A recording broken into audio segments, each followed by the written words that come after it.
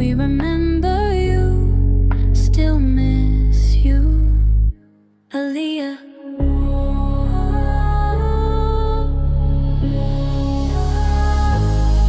What a way to go. We remember you, still miss you, Aaliyah.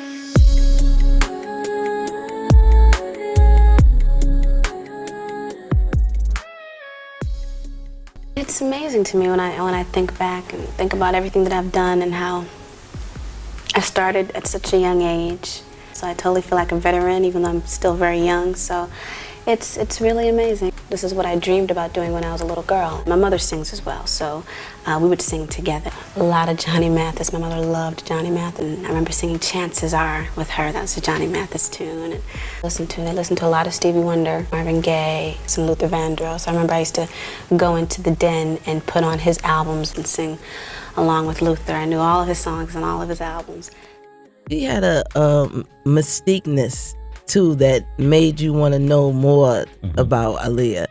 And her spirit, she could walk in a room and brighten this whole room.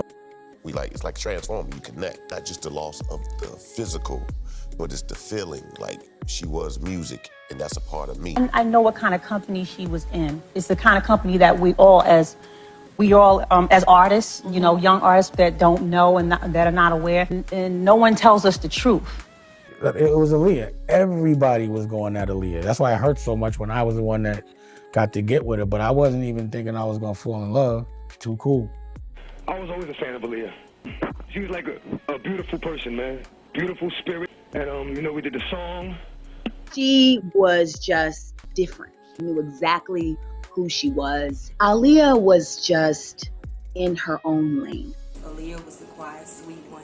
She was always laughing at whatever I did.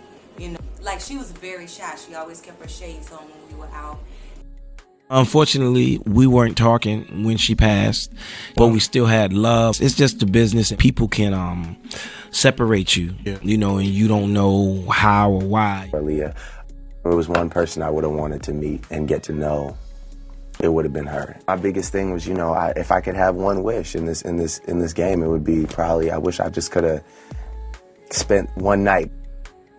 Aaliyah had just died, and I was on a plane, and we were all so shocked because it just happened so fast. I didn't know Aaliyah, so I was really inspired by her in a lot of ways, and I feel like we would have really connected. I was on the plane and I was just thinking about how short life is and how, you know, you don't know what's gonna happen from one minute to the next, and that was that idea of everything means nothing if I ain't got you.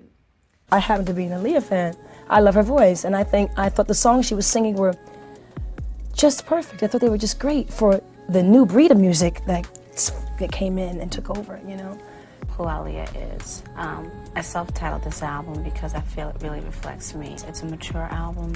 You feel the growth. I came to this album, I told them exactly what I wanted to convey with this project. I've become a little bit more comfortable with being articulate about exactly what I want. I have the final say and I have that control. There's no formula in this business. There's no science to it. You just have to hope that people like it. I'm happy to see that even though she's not here, there's so many people who are inspired, and how important, you know, her participation in the overall story that is music is, and how relevant what she had was.